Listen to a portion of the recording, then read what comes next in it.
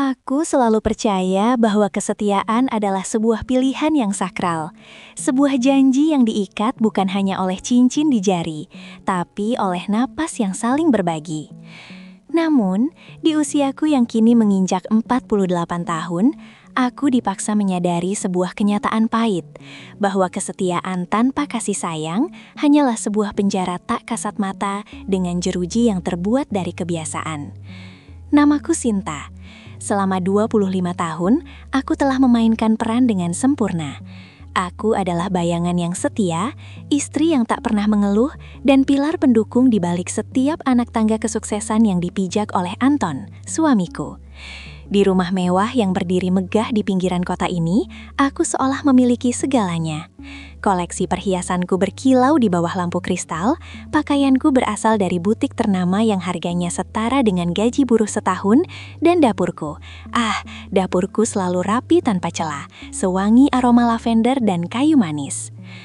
Namun, jika kau mau menatap lebih dalam ke dalam mataku, kau akan melihat sebuah ruangan yang gelap dan kosong. Ada satu hal yang tidak aku miliki selama 10 tahun terakhir. Tatapan suamiku yang benar-benar melihatku sebagai seorang wanita. Anton mencintaiku dengan cara yang aneh. Dia mencintaiku seperti dia mencintai vas bunga kristal langka di sudut ruang tamu atau lukisan abstrak mahal di dinding ruang kerja. Aku ada, aku indah. Aku dirawat agar tetap mengkilap, tapi aku tidak pernah benar-benar disentuh oleh jiwanya lagi. Setiap malam, kami berbaring di atas ranjang yang sama, di bawah selimut sutra yang sama, namun jarak di antara kami terasa lebih jauh daripada samudra terdalam. Dia membelakangiku, tertidur dengan dengkur halus yang menandakan dia tidak punya beban, sementara aku berbaring menatap langit-langit, menghitung detak jantungku sendiri yang terasa semakin melambat karena kesepian yang menggerogoti. Aku hanyalah pelengkap status sosialnya, pajangan yang dia pamerkan dalam pesta-pesta korporat agar dia terlihat sebagai pria keluarga yang sukses. Sementara di dalam sini, di balik daster sutra ini, hatiku perlahan mati, membeku dalam sunyi yang mencekam. Lalu sore itu datang tanpa peringatan. Sore yang seharusnya biasa saja. Sore yang mendung dengan langit berwarna abu-abu pudar yang seolah meramalkan badai yang akan datang. Itu adalah awal dari runtuhnya benteng pertahanan yang kubangun dengan susah payah selama puluhan tahun. Saat itu ponselku bergetar di atas meja marmer. Dira, putri tunggal kesayanganku, menelpon dengan nada suara yang terburu-buru, khas wanita karir yang sedang dikejar tenggat waktu. Bu, Dira harus keluar kota seminggu. Ada proyek darurat di Surabaya yang tidak bisa ditinggal. Rizal aku titip di rumah ibu ya. Kasihan kalau dia sendiri di apartemen. Apalagi catering langganannya lagi tutup dan apartemen kami sedang ada perbaikan pipa. Aku mengiyakan tanpa beban sedikit pun. Mengapa aku harus menolak? Rizal adalah menantuku. Pria santun yang kini berusia 28 tahun, yang selalu tampak begitu rapi dengan kemeja flanel dan senyum yang sopan. Setiap kali mereka berkunjung, Rizal selalu menjadi sosok yang hangat. Dia akan mencium tanganku dengan takzim, sebuah gerakan yang selalu membuatku merasa dihormati sebagai orang tua. Aku tidak pernah menduga, bahkan dalam mimpi terburukku sekalipun, bahwa di balik kesantunan dan wajah tenangnya yang bersih, ada bara api yang sanggup membakar habis sisa-sisa kewarasanku sebagai seorang istri. Saat menutup telepon, aku berdiri di depan cermin besar di lorong. Aku menatap pantulan diriku, seorang wanita paruh baya yang masih menyisakan sisa-sisa kecantikan masa muda, namun dengan mata yang redup dan jiwa yang haus. Aku menyentuh leherku, merasakan kulitku yang masih halus, namun tak pernah lagi merasakan belayan yang tulus.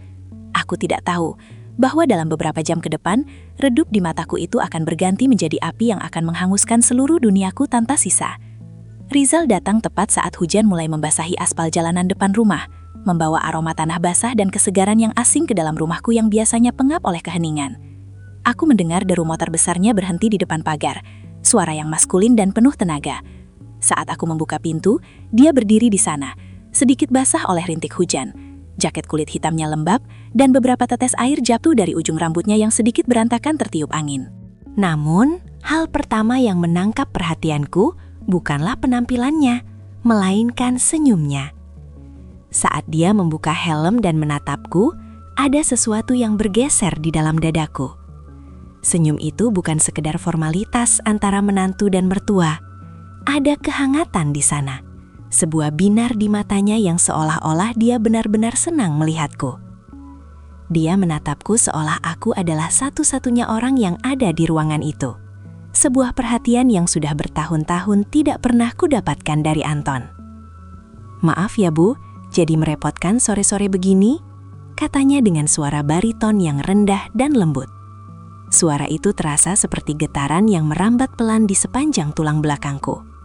Aku hanya bisa tersenyum kecil, mencoba meredam debaran aneh yang tiba-tiba muncul di ulu hati. "Nggak apa-apa Zal, masuklah, di luar dingin. Anggap saja rumah sendiri. Kamar tamu di atas sudah Ibu siapkan, handuk dan perlengkapan mandi juga sudah ada." Malam pertama kehadirannya, suasana rumah yang biasanya senyap dan sedingin es, tiba-tiba terasa hidup. Ada energi baru yang mengalir di koridor-koridor rumah ini. Aku mendengar suara langkah kakinya yang mantap di lantai atas. Aku mencium aroma kopi yang dia seduh di dapur. Aroma yang berbeda dari kopi instan yang biasa ku minum. Saat itu Anton belum pulang, dan entah mengapa aku tidak terlalu memikirkannya. Aku duduk di sofa ruang tengah, mencoba fokus pada buku novel yang sedang kubaca. Namun konsentrasiku buyar setiap kali mendengar suara dari arah dapur. Lalu dia turun. Dia sudah mandi, mengenakan kaos oblong putih yang tipis dan celana pendek kain. Kaos itu mencetak jelas bentuk bahunya yang bidang dan lengannya yang kokoh. Aku merasa oksigen di sekitarku tiba-tiba menitis. Rizal duduk di kursi meja makan yang letaknya tak jauh dari sofa tempatku berada. Dia membuka laptopnya, namun sesekali matanya melirik ke arahku. "Ibu belum istirahat, ini sudah hampir jam 11, tanyanya lembut. Aku menurunkan bukuku, menatapnya. Di bawah cahaya lampu temaram ruang tamu yang berwarna kekuningan, wajahnya tampak begitu tenang namun penuh daya pikat. "Belum, Zal. Ibu terbiasa menunggu Bapak pulang. Meski terkadang ibu tertidur duluan di sini," jawabku jujur. Sebuah kejujuran yang jarang kuungkapkan pada siapapun. Rizal menutup laptopnya perlahan. Kemudian dia berjalan mendekat dan duduk di kursi tunggal tepat di depanku. "Ibu tahu," dia memulai dengan nada yang sangat personal. "Ibu adalah wanita paling kuat yang pernah aku kenal. Menunggu itu melelahkan, apalagi menunggu dalam kesunyian." Kalimat itu sederhana, namun dampaknya bagiku seperti ledakan. Dia seolah bisa membaca apa yang tersembunyi di balik senyum palsuku selama ini. Kami mulai mengobrol, bukan lagi sebagai mertua dan menantu, tapi sebagai dua manusia yang sedang mencari teman bicara. Dia menceritakan pekerjaannya, hobi motornya, dan sesekali dia menyelipkan pujian tentang betapa rapinya rumah ini di bawah pengelolaanku. Setiap kali dia bicara, matanya tak pernah lepas dari mataku. Intensitas tatapannya membuatku merasa seperti remaja yang sedang jatuh cinta untuk pertama kali. Sebuah perasaan yang sangat berbahaya, namun sangat-sangat membuatku ketagihan. Di rumah ini, di tengah malam yang dingin, aku mulai merasakan kehangatan yang tak seharusnya kurasakan, mulai merayap naik, membakar sisa-sisa kewaspadaanku. Hari ketiga kehadiran Rizal di rumah ini terasa seperti berjalan di atas lapisan es yang sangat tipis. Aku bangun pagi itu dengan perasaan yang gelisah, sebuah firasat yang tidak bisa kujelaskan dengan kata-kata. Anton menelpon pagi-pagi sekali saat aku baru saja selesai menyeduh teh di dapur. Suaranya di seberang sana terdengar begitu datar, hampir mekanis, memberitahuku bahwa perjalanan bisnisnya di luar kota diperpanjang 3 hari lagi karena ada kendala teknis dalam penandatanganan kontrak. Tidak ada kata rindu, tidak ada tanya apakah aku baik-baik saja, bahkan tidak ada basa-basi tentang bagaimana keadaan rumah. Dia hanya berpesan dengan nada memerintah agar aku memastikan tagihan-tagihan rutin dan asuransi kendaraan dibayar tepat waktu sebelum jatuh tempo. Aku menutup telepon dengan tangan yang sedikit gemetar, menatap layar ponsel yang perlahan menggelap, merefleksikan wajahku yang tampak begitu lelah. Perasaan diabaikan ini bukan hal baru, tapi entah mengapa, hari ini rasa sakitnya terasa berlipat ganda, seolah-olah hatiku baru saja diremas oleh tangan yang dingin. Aku berdiri mematung di depan meja dapur, mencoba menyibukkan diri dengan memotong sayuran untuk menu makan siang, meski sebenarnya selera makanku sudah hilang entah kemana. Pisau di tanganku bergerak dengan ritme yang tak beraturan, mencerminkan pikiranku yang kacau. Tanpa bisa kubendung, air mataku jatuh satu persatu, membasahi talenan kayu di depanku. Aku merasa begitu kecil, begitu transparan, seolah-olah keberadaanku di dunia ini hanya diukur dari seberapa baik aku menjalankan fungsi rumah tangga bagi Anton. Aku menangisi hidupku yang terasa seperti ladang kering yang sudah lupa kapan terakhir kali disiram air hujan. Tiba-tiba, sebuah kehangatan yang asing namun sangat nyata menyentuh pundakku. Aku tersentak, hampir saja menjatuhkan pisau yang kupegang. Namun anehnya, aku tidak menjauh. Itu Rizal. Dia berdiri sangat dekat di belakangku. Aromanya yang maskulin, campuran antara sabun kayu cendana dan sedikit aroma tembakau tipis memenuhi seluruh indera penciumanku. Ibu kenapa menangis? Suaranya penuh kekhawatiran yang begitu tulus, sebuah nada yang tidak pernah kudengar dari Anton selama 10 tahun terakhir. Aku mencoba menghapus air mataku dengan punggung tangan secepat mungkin, tertawa kecil yang terdengar sangat hambar dan dipaksakan. Nggak apa-apa, Zal. Ibu cuma karena bawangnya pedas sekali hari ini, mataku jadi sensitif. Namun Rizal bukanlah pria yang mudah dikelabui oleh sandiwara murahan. Dia meletakkan tangannya di bahuku, membalikkan tubuhku perlahan hingga kami berdiri berhadapan dalam jarak yang sangat intim. Jarak di antara kami hanya beberapa sentimeter, hingga aku bisa merasakan hembusan napasnya yang hangat di keningku. Dia menatap mataku yang sembab dengan tatapan yang seolah-olah bisa menembus hingga ke sudut gelap jiwaku yang paling tersembunyi. Ibu adalah wanita yang terlalu luar biasa untuk menangis sendirian di dapur seperti ini. Bisiknya pelan, suaranya bergetar dengan emosi yang sulit dimengerti. Tangannya yang besar dan hangat perlahan naik, ibu jarinya mengusap lembut sisa air mata di pipiku. Sentuhan itu, ya Tuhan, sentuhan itu terasa seperti oase di tengah padang pasir. Begitu lembut, begitu menghargai, hingga pertahananku yang terakhir runtuh seketika. Logikaku berteriak agar aku mendorongnya menjauh, namun jiwaku yang haus akan pengakuan justru menarikku untuk tetap tinggal dalam kehangatan genggamannya. Malam itu, alam seolah-olah memberikan panggung bagi drama yang sedang kami jalani. Hujan turun lebih deras dari biasanya, seolah langit sedang menumpahkan seluruh beban yang ditanggungnya. Suara guntur yang menggelegar sesekali menggetarkan kaca jendela rumah, menciptakan suasana yang mencekam sekaligus intim.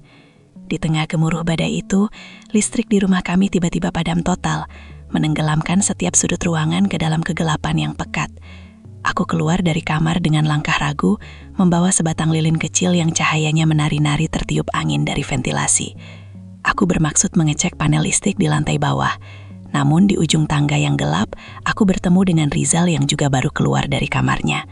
Cahaya lilin yang remang-remang itu menciptakan bayangan kami yang besar dan menyatu di dinding lorong, seolah-olah takdir sedang mencoba menunjukkan sesuatu yang tak terelakkan. Ibu takut? Tanyanya pelan. Suaranya terdengar lebih dalam, lebih berat, dan lebih bergema di tengah kesunyian rumah yang biasanya mati ini. Aku menggeleng pelan, meski kenyataannya jantungku berdegup begitu kencang hingga aku takut dia bisa mendengarnya. Hanya sedikit kaget dengan guntur tadi, Zal. Ibu mau cek panel di bawah. Kami berdiri diam di tengah lorong yang sempit itu. Aku bisa merasakan radiasi panas tubuhnya merambat ke arahku, seolah-olah ada magnet yang menarik kami untuk saling mendekat. Di dalam kepalaku, pertempuran hebat sedang berkecamuk. Aku adalah seorang ibu, seorang mertua yang seharusnya menjadi teladan, dan seorang istri yang masih terikat janji pernikahan. Aku tahu persis betapa hinanya, betapa kotornya, jika aku membiarkan situasi ini berlanjut lebih jauh. Namun, di sisi lain, aku adalah Sinta, wanita yang sudah lama terlupakan, yang sedang sekarat karena kelaparan akan kasih sayang dan sentuhan manusia. Rizal perlahan mengambil lilin dari tanganku yang gemetar, meletakkannya di atas meja konsol kecil di samping kami, tanpa melepaskan pandangannya dariku. Dia kemudian meraih kedua tanganku, menggenggamnya dengan erat namun penuh kelembutan. "Aku tahu apa yang ibu rasakan selama ini," bisiknya. Wajahnya kini hanya berjarak satu tarikan napas dari wajahku. Karena aku juga merasakannya. Kekosongan yang menyesakan di tengah kemewahan ini. Aku melihat ibu. "Sinta, aku benar-benar melihatmu." Kata-katanya adalah kunci yang membuka kotak Pandora dalam diriku. Aku ingin membantah, ingin meneriakkan nama Dira agar aku sadar kembali. Ingin mengingatkan diriku bahwa dia adalah menantuku. Namun saat bibirnya menyentuh keningku dengan ciuman yang begitu lama dan penuh pemujaan, seluruh tembok pertahanan yang kubangun selama 25 tahun runtuh menjadi debu. Aku menutup mata, membiarkan diriku hanyut dalam arus perasaan yang salah, namun terasa begitu menghidupkan saat ini. Aku tahu, aku sedang melangkah menuju jurang kehancuran. Tapi untuk pertama kalinya dalam 1 dekade terakhir, aku merasa benar-benar hidup. Dan perasaan itu jauh lebih kuat daripada rasa takutku akan dosa. Setelah malam gelap yang meruntuhkan segala tembok pertahanan itu, duniaku seolah berputar ke arah yang tak pernah kubayangkan sebelumnya. Aku terbangun keesokan harinya dengan perasaan yang sangat asing, campuran antara gairah yang membara dan ketakutan yang mencekik leher. Rumah ini, yang biasanya terasa seperti kuburan mewah yang dingin, tiba-tiba berubah menjadi labirin pengkhianatan yang sangat rapi, namun penuh resiko. Setiap kali aku mendengar suara kunci pintu yang diputar dari dalam, atau setiap kali asisten rumah tangga berpamitan untuk pulang ke rumahnya, atmosfer di rumah ini berubah secara instan. Aku bukan lagi Sinta, ibu mertua yang anggun dan berwibawa. Aku berubah menjadi wanita yang haus akan setiap detik perhatian yang diberikan Rizal. Kami menjadi ahli dalam seni sandiwara. Di depan orang lain, atau saat sedang berbicara lewat video call dengan Dira, aku tetaplah ibu yang perhatian, dan Rizal tetaplah menantu yang santun. Namun, di balik pintu kamar yang terkunci, atau di sudut-sudut rumah yang luput dari pandangan, kami adalah 2 jiwa yang sedang tenggelam dalam arus yang sangat deras. Rizal memberikan segalanya yang Anton lewatkan selama 1 dekade terakhir. Dia memuji caraku menata rambut, dia memperhatikan warna cat kuku yang kugunakan. Bahkan, dia bisa merasakan perubahan suasana hatiku hanya dari caraku menyiapkan sarapan. Setiap sentuhannya terasa seperti air yang menyirami tanah retak di jiwaku. "Ibu tahu," bisiknya suatu kali saat kami berdua di ruang tengah. "Ibu jauh lebih berharga daripada semua permata yang Pak Anton belikan. Dia punya dunia, tapi dia tidak tahu bahwa dia memiliki berlian di rumahnya." Namun, di balik setiap momen olahraga terlarang yang kami lakukan, rasa bersalah itu selalu hadir, seperti bayangan hitam yang tak pernah pergi.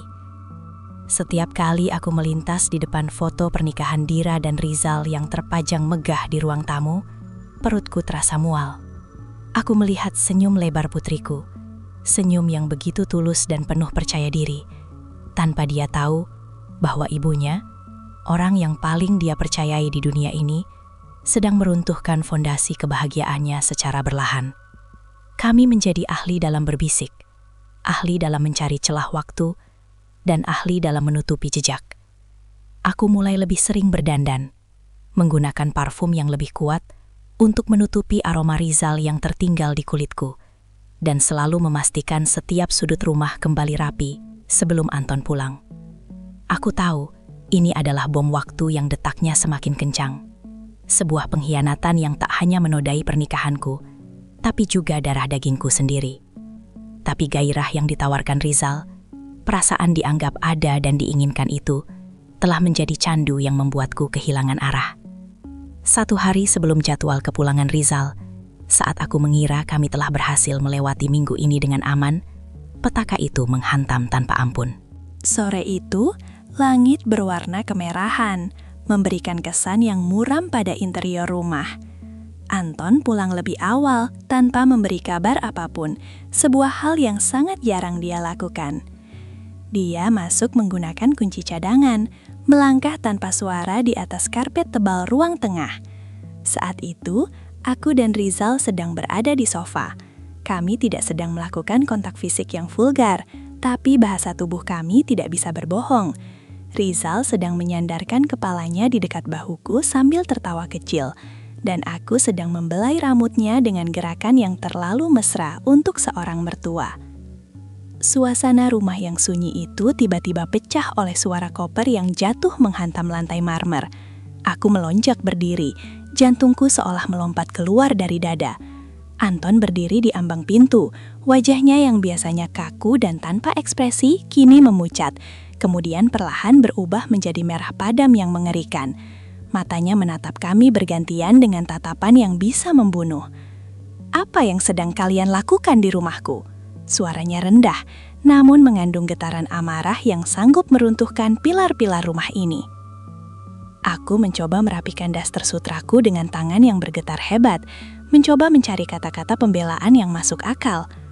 "Anton, ini Rizal hanya sedang bercerita, dia merindukan Dira." Kalimat itu keluar dari mulutku, terdengar begitu kosong dan menyedihkan. Anton tidak berteriak, dia justru tertawa. Sebuah tawa pahit yang lebih menyakitkan daripada tamparan. Jangan anggap aku bodoh, Sinta. Aku adalah pria bisnis. Aku tahu kapan seseorang sedang bersandiwara. Dan aku punya sesuatu yang kalian lupa. Dia mengeluarkan ponselnya, menunjukkan sebuah aplikasi pemantau. Aku memasang kamera kecil di sudut langit-langit ini bulan lalu, bukan karena aku curiga padamu, tapi karena aku ingin memastikan keamanan rumah saat aku pergi. Dan apa yang kulihat selama 3 hari terakhir sungguh menjijikan. Duniaku runtuh seketika, seluruh keberanianku menguap. Rizal berdiri di sampingku. Dia tampak tegang, namun tidak mencoba melarikan diri. Anton melangkah maju. Setiap langkahnya terasa seperti dentuman palu hakim. "Dia menantumu, Sinta. Dia suami dari putrimu sendiri. Bagaimana bisa kau merendahkan dirimu serendah ini?" Teriakannya kini pecah, memenuhi setiap sudut ruangan.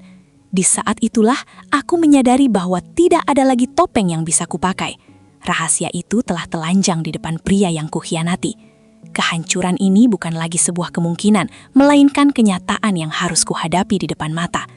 Aku melihat Anton, suamiku yang selama ini mengabaikanku, kini hancur karena perbuatanku sendiri, dan rasa malu itu terasa lebih berat daripada kematian. Malam itu berubah menjadi pengadilan yang paling sunyi, sekaligus paling menyiksa dalam hidupku. Anton, dengan kemarahan yang membeku, mengusir Rizal saat itu juga. Tidak ada perkelahian fisik, tidak ada teriakan histeris dari Rizal. Dia hanya menunduk, mengemas tasnya dengan tangan gemetar, dan menatapku sekali dengan tatapan minta maaf yang pengecut sebelum menghilang di balik pintu depan yang tertutup keras. Aku ditinggalkan sendiri di tengah ruang tamu yang luas, berhadapan dengan Anton yang kini duduk di kursi kebesarannya, menatapku seolah aku adalah serangga yang menjijikan. Dia tidak memukulku, tapi kata-katanya jauh lebih tajam dari sembilu yang menyayat kulit. "Kenapa, Sinta? Setelah semua kemewahan ini, setelah 25 tahun kita bersama, apa yang kurang?" Tanyanya dengan suara yang hancur, bukan lagi suara pria perkasa yang kukenal. Aku tidak bisa menjawab dengan kata-kata yang mudah. Bagaimana aku bisa menjelaskan bahwa kemewahan yang dia berikan hanyalah peti mati emas bagi jiwaku? Bagaimana aku bisa menjelaskan bahwa pengabaiannya selama bertahun-tahun telah menciptakan lubang hitam yang siap menyedot apapun untuk merasa hidup? Pengakuan itu akhirnya meluap begitu saja, mengalir seperti air bah yang menghancurkan bendungan. Aku menceritakan semua kesepianku, semua malam yang kuhabiskan dengan menatap punggungnya, dan bagaimana Rizal hadir sebagai penyelamat sekaligus algojo bagi martabatku. Namun, hukuman yang sesungguhnya belum tiba. Keesokan harinya, duniaku benar-benar berakhir saat Dira, putri tunggalku, berdiri di ambang pintu. Dia datang bukan untuk mencari penjelasan, melainkan untuk melampiaskan seluruh rasa hancurnya. Anton telah memberitahunya segalanya. Aku melihat wajah Dira, wajah yang dulu selalu menatapku dengan penuh kekaguman, kini dipenuhi oleh kebencian yang murni. Dia menangis histeris, merobek foto-foto keluarga kami, dan meneriakkan kata-kata yang akan terngiang di telingaku sampai mati. Ibu bukan ibuku lagi, ibu adalah monster. Bagaimana bisa ibu menyentuh pria yang menjadi suamiku? Teriaknya dengan suara parau sebelum dia pergi dan bersumpah tidak akan pernah membiarkanku melihat wajahnya lagi atau wajah cucu-cucuku kelak jika dia memilikinya. Aku hanya bisa bersimpuh di lantai marmer yang dingin, meratapi kebodohanku yang telah mengorbankan harta paling berharga dalam hidupku demi gairah sesaat yang kini terasa seperti abu di mulutku. Kini 6 bulan telah berlalu sejak badai itu meratakan duniaku. Hidupku kini jauh dari lampu kristal dan lantai marmer yang biasa kupijak. Aku tinggal di sebuah apartemen kontrakan kecil di sudut kota yang jarang dilalui orang, bekerja sebagai juru masak di sebuah catering rumahan untuk menyambung hidup. Setiap pagi, aku terbangun di ruangan yang sempit, disambut oleh keheningan yang berbeda. Ini bukan lagi kesepian yang dipaksakan oleh pengabaian Anton, melainkan kesepian yang jujur, yang kupilih sebagai bentuk penebusan dosaku. Tanganku yang dulu halus, kini mulai kasar karena pekerjaan dapur.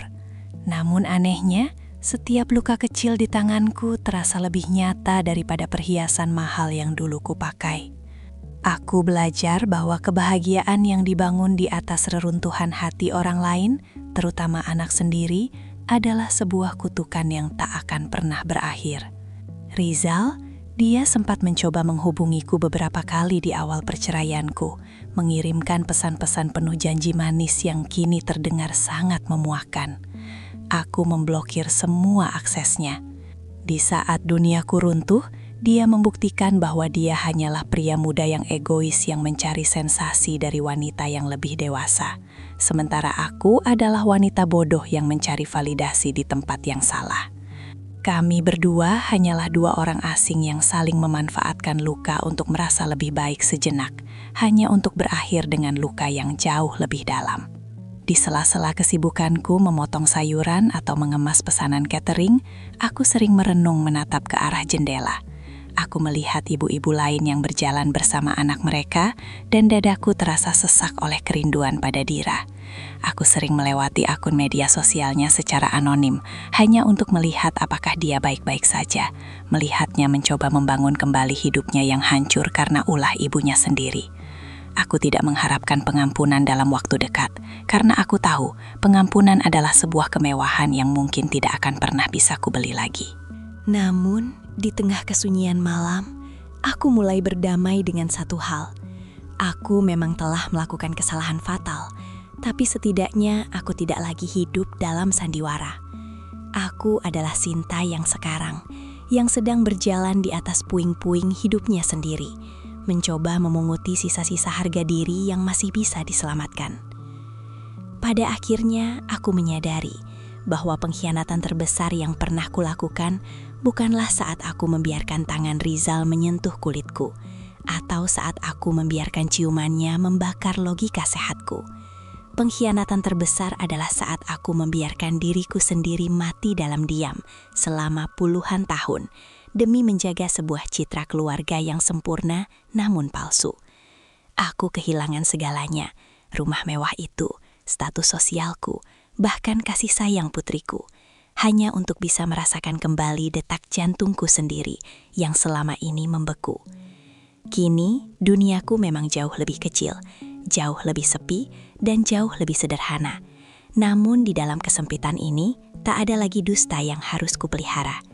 Aku bukan lagi vas bunga kristal yang harus dipoles agar tetap berkilau di sudut ruangan Anton.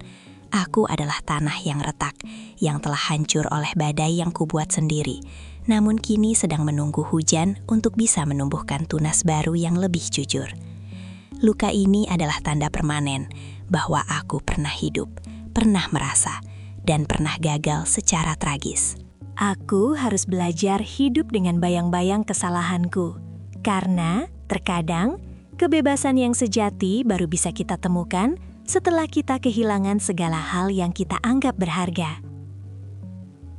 Seringkali kita mencari kehangatan di tempat yang salah, hanya karena kita terlalu lama dibiarkan kedinginan. Namun ingatlah, api yang menyala di tempat terlarang mungkin memberimu hangat sesaat, tapi ia akan meninggalkan abu yang tak akan pernah bisa utuh kembali. Jangan biarkan kesepianmu menjadi pintu bagi kehancuran yang tak bertepi. Karena pada akhirnya, kejujuran pada diri sendiri adalah satu-satunya rumah tempat kita bisa benar-benar beristirahat. Terima kasih telah mendengarkan Jendela Kisah Masa Kini. Sampai jumpa di kisah berikutnya.